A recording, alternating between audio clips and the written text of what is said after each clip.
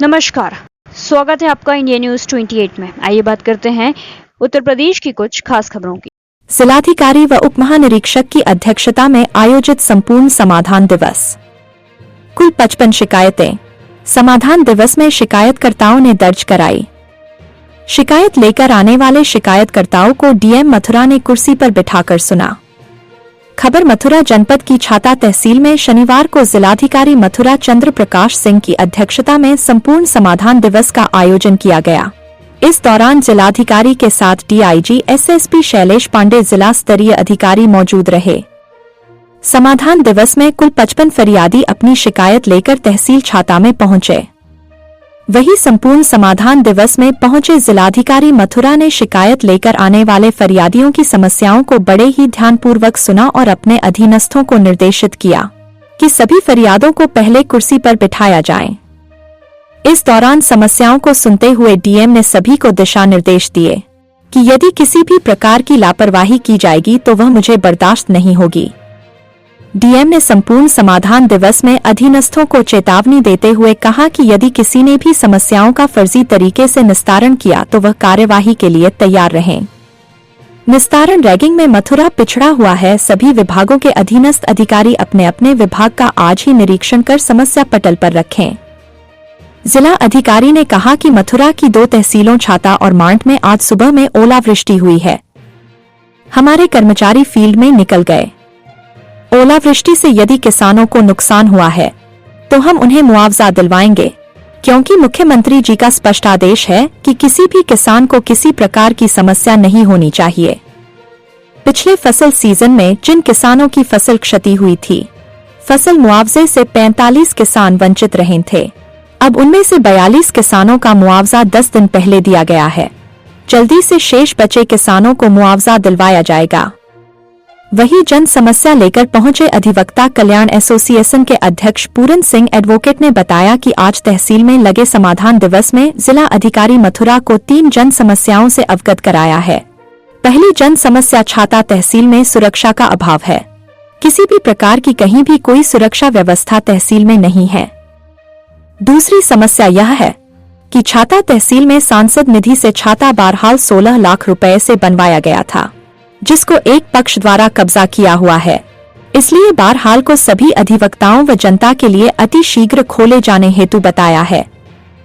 और जो तीसरी हमारी मेजर शिकायत है वह यह है कि तहसील में इस समय जो गैर कानूनी व अवैध तरीके से कार्य किया जा रहे हैं उन पर लगाम लगाई जाए, जैसे कि भ्रष्टाचार अपने चरम पर।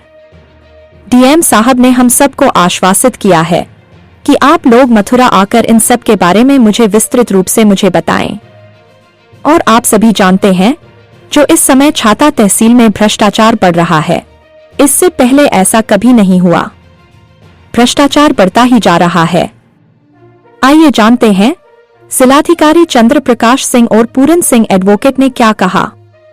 मथुरा से संवाददाता वृजवीर सिंह जादौन की रिपोर्ट।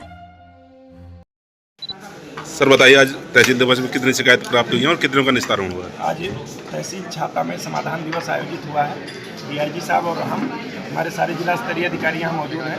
कुल 55 प्रार्थना पत्र प्राप्त हुए हैं, जिनको कुछ राजस्व विभाग के हैं, कुछ पुलिस से रिलेटेड हैं, कुछ दोनों का कॉमन रिलेटेड है, बिजली विभाग से रिलेटेड है, नगर पालिका नगर पंचायत से रिलेटेड है।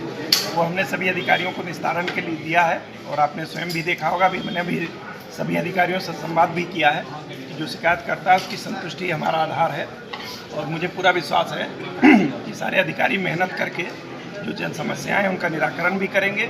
और कुछ प्रार्थना पत्र मांग से रिलेटेड आए हैं, किसी को नाली खरंजा चाहिए, किसी को सड़क चाहिए, या कहीं ट्रांसफार्मर हटना है, उस पर भी मैंने बताया कि यथोचित निर्णय लिया जाए।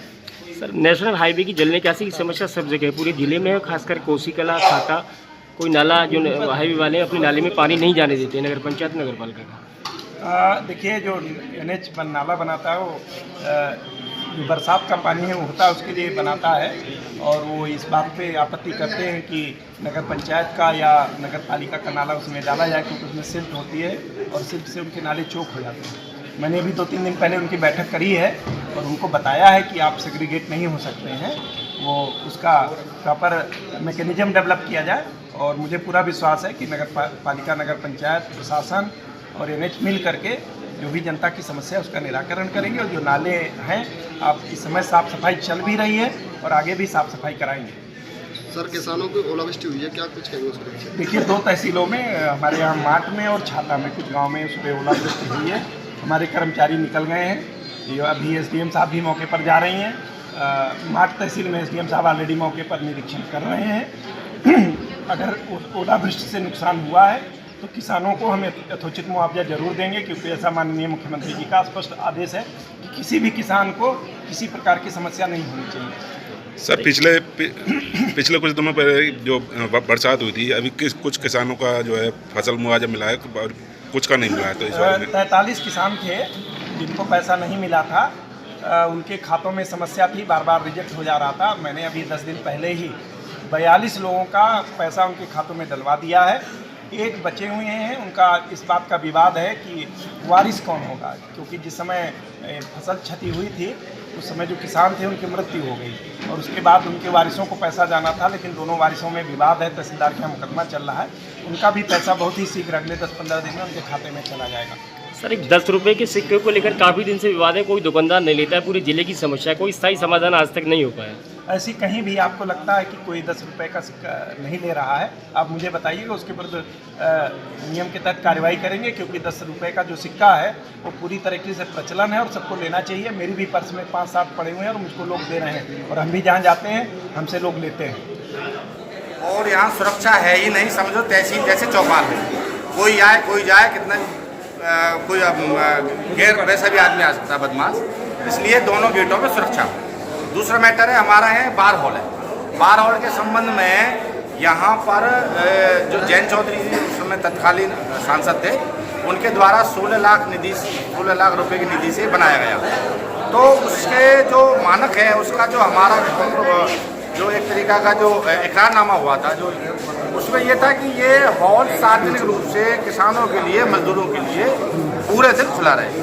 ये बंद रहता है, पर्टिकुलर लोगों ने कुछ कब्जा कर रखा है इसमें। और तीसरी हमारी जो मेजर शिकायत है वो है यहाँ पर जो गैर कानूनी, जो यहाँ अवैध तरीके से जो रिश्वत, भ्रष्टाचार, करप्शन हो रहा है, इसके संबंध में हमने DM साहब से जैसा इसे कहना शुरू किया तो उन्होंने कहा पर्टिकुलर मेरे पास आप मथुरा आकर के फाइलों को ला करके और मुझे बताएं। और आप सब जानते हो कि यहाँ तहसील में जिस हिसाब से आज करप्शन हो रहा है वो पहले कभी नहीं होता था, ना हो, बढ़ता ही जा रहा। तो इस संबंध में भी हमने एक प्रार्थना पत्र दिया। क्या आपको लगता है करप्शन रुकेगा? अब ऐसा है, रुकना ना रुकना ये तो विषय अलग है, लेकिन हमारा काम है प्रयास करना। प्रयास आप करोगे नहीं तो कम से कम चोर को चोर तो बोल दो, तो उसको शर्म तो आएगी, लज्जा तो होगी थोड़ी बहुत।